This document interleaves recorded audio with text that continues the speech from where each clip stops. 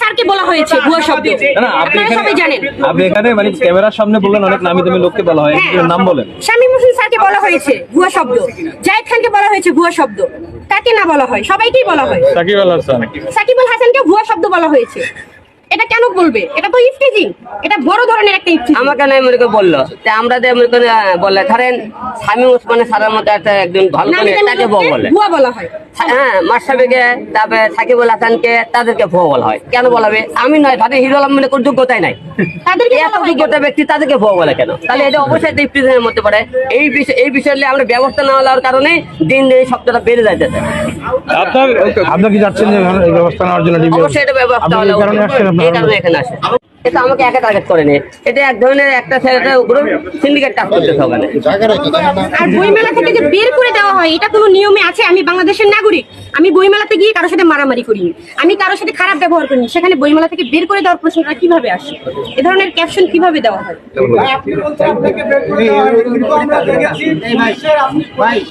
Protection নিয়ে আমরা এসেছি, সেখানে অনেক জন। আচ্ছা, ওখানে মনিকে যখন বই মেলাতে আমি গেছি, যেহেতু বইটা আমার ওখানে এখন লিখেছে সম্পাদন করে, তাকে ধন্যবাদ দেওয়া দেন।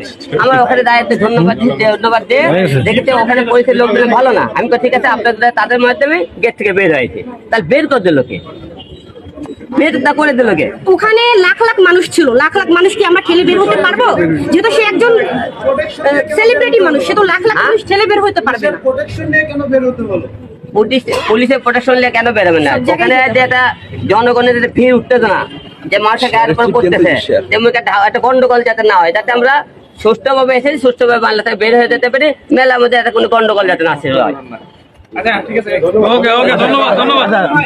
আপনার কি মনে হয় যে আপনাকে এর আগে যাদেরকে ভুয়া ভুয়া করেছে, ঠিক সেই জিনিসটা আপনাকে করে দিচ্ছে? উদ্দেশ্য কি একটাই না ভিন্ন? না, উদ্দেশ্য একটা গ্রুপ। আপনি নির্বাচন করছেন বা আদার্স যেগুলো করছেন, আপনি সবসময় লাইমলাইটে থাকতে যাচ্ছেন, সেই কারণে হতে পারে। এটা তার মনে কি আছে আমরা তো তা বলতে পারবো না, কিন্তু একটা জায়গা এখন যে বই মেলে একমাত্র চলতেছে, এই জায়গার মধ্যে আমাকে প্রতিবে বলা হয়েছে, তাহলে এটা মনে নিলাম নে হিংসামূলক ভাবে আমাকে বলতেছে। ওখানে একের পর একজনকে এই একই শিকারই হতেছে, এটা একটা ওখানে সিন্ডিকেট কাজ করতেছে। এটা তো মুস্তাকের পরে আপনার পুরো দেখা গেল যে মুস্তাকের প্রসঙ্গটা তো ভিন্ন, তাই না? মুস্তাক করে কিন্তু সাবরিনা কথা বলেছে, অনেক কবিতাও বলেছে, তারা কই গেল? দুটো লোকের নাম বললেন কেন? এই দুটো লোককে টাইমলাইনে ছিল নাকি বলছেন? আর কোনো টাইমলাইন ছিল না। ভুয়া শব্দ অনেক নামি দামি লোককেই বলা হয়, অনেক নামি দামি লোককে বলা হয়। এটা ইফতিজিং। এক দুজনের নাম বলেন তো। হ্যাঁ, শামীম হোসেন স্যারকে বলা হয়েছে ভুয়া শব্দ। না আপনি সবাই জানেন। যখন ছিল তারা কি বলতে পারতো না? ইচ্ছা করলে তারা দুই চারজন তাদেরকে মনে করেন ধরতো, দুই সাইডে বাড়ি দিত, তাহলে কিন্তু শব্দটা বন্ধ হয়ে যেত। ওকে এই